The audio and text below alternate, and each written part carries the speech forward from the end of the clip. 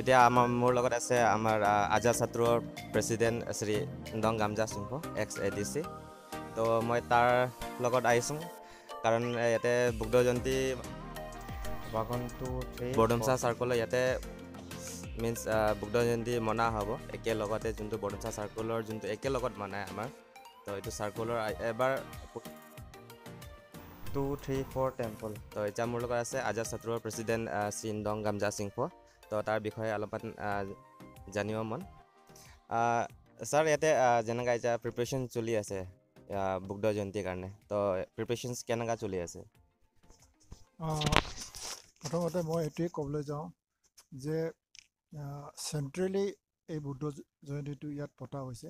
ইয়াতে 1, 2, 3 2, 3, 4 গাঁৱৰ মিলি পেলাই চেণ্ট্ৰেলি পতা হয় under the banner of Azad ছাত্ৰ গ্ৰুপ অফ বৰডুমচা। তেওঁ এইবাৰৰ বুদ্ধ জয়ন্তীটো পৰিছে 2568তম বুদ্ধ জয়ন্তী।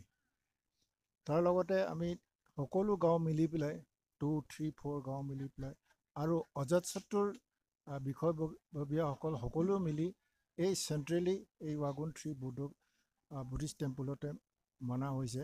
আমাৰ বৰডুমচা চাৰ্কুলতে 14টা টেম্পল থকা গাঁও আছে। এনেই 18টা বুদ্ধিষ্ট গাঁও হয়, তাৰ ভিতৰতে ৱাগন 3 এটা পৰিছে। এইটোৱে ছাৰ এতিয়া প্ৰিপেৰেশ্যনছ কেনেকুৱা চলি আছে ছাৰ? প্ৰিপেৰেশ্যন আজি আমি প্ৰায় 1 মাহ আগৰ পৰা চলি আছোঁ। ইয়াত অলপ যদিও জেগাটো সৰু হ'লেও আমি অলপ ইমপ্ৰেছিভ ৱে ভাগে বুদ্ধ জয়ন্তীটো মানিম বুলি আমি আজি 1 মাহৰ আগৰ পৰা ইয়াতে পেণ্ডেল বনোৱা,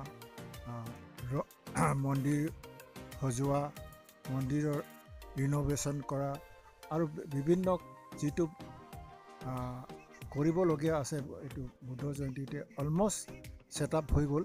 আমি এতিয়া 23 তাৰিখৰ দিনা বুদ্ধ পতাকা উত্তোলন কৰি এই ফেষ্টিভেলটো মনাম বুলি আমি অলমষ্ট ছেট কৰা হৈ গ'ল।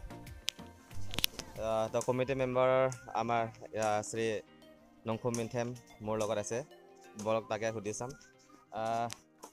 আপু ইয়াতে কওক প্ৰিপেৰেশ্যনছ কেনেকুৱা চলি আছে বুদ্ধ জয়ন্তীৰ এইবাৰ? Thank you. 2568 Buddha Jayanti celebration wagon 3 আমাৰ বুদ্ধিষ্ট টেম্পল। তাত সকলো ভালদৰে এজ পাৰ এজেণ্ডাত কামখিনি হৈ আছে ভালদৰে। আৰু এখন চাওক আমাৰ ৱাগন 3 আৰু আমাৰ ওচৰৰ পৰা অহা চাইমৰ পৰা সকলো মহিলাই আমাৰ আজি এইটো প্ৰিপেৰেশ্যন কৰি আছে। আৰু আমাৰ ককাই ভাই সকলোৱে যিকোনো কাম আছিলে আমাৰ এজেণ্ডাত ষ্টেজ হওক আৰু এইটো বনোৱাবিলাক সকলো ভালদৰে হৈ আছে। আৰু মই আশা ৰাখোঁ যে সকলোৱে আমাৰ 2568 বুদ্ধ জয়ন্তী চেলিব্ৰেশ্যনত পাৰ্টিচিপেট সকলোৱে কৰে। ধন্যবাদ। Thank U.